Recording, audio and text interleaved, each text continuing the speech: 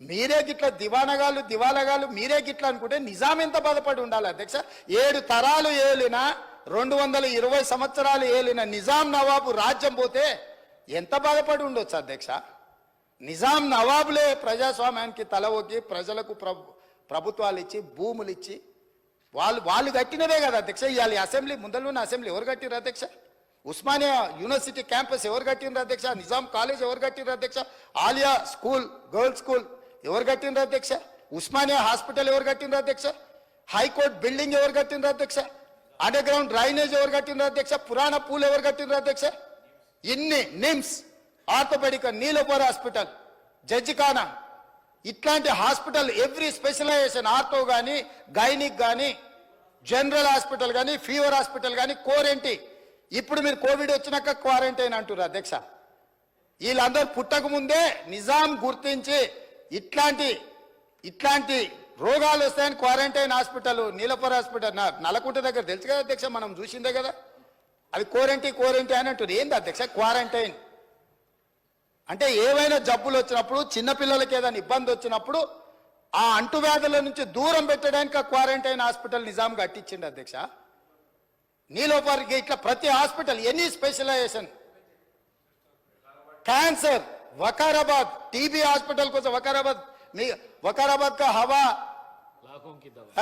लाखों की दवा उताई है ना, खाली हवा से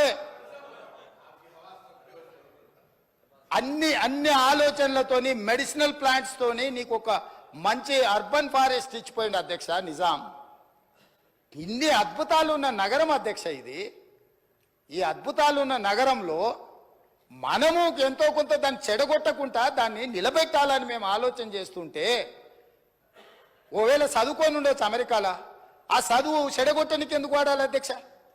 మంచి కోసం వాడొచ్చు కదా. ఇప్పుడు మనకు ఒకవేళ చదువు ఉంది, అవగాహన ఉంది, ఏదైనా ఉంది అనుకోండి అధ్యక్ష, మీకు చిన్న మాట చెప్తా అధ్యక్ష.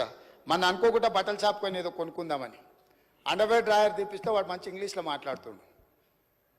నేను అడిగినా, ఇంత మంచి ఇంగ్లీష్ ఉండి అండర్వేర్ డ్రాయర్ అమ్మే పని ఏం చేస్తున్నావు అంటే, నేను కూడా కేటీఆర్తో పోటీ వాడి మాట్లాడగలను సార్. మాటలు నాలెడ్జ్ కాదు, లాంగ్వేజ్ నాలెడ్జ్ కాదు.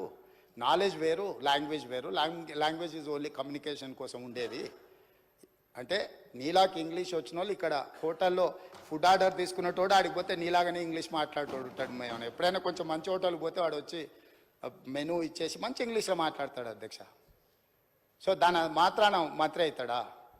అవగాహన చెయ్యాలన్న ఉద్దేశము, ప్రజల ఆమోదం ఉంటే నాయకులమవుతాం అధ్యక్ష. ఆశపడితేనో ఎదురుగున్నోళ్ళను అవహేళన చేసినట్టు మాట్లాడితేనో కుదరదు అధ్యక్ష.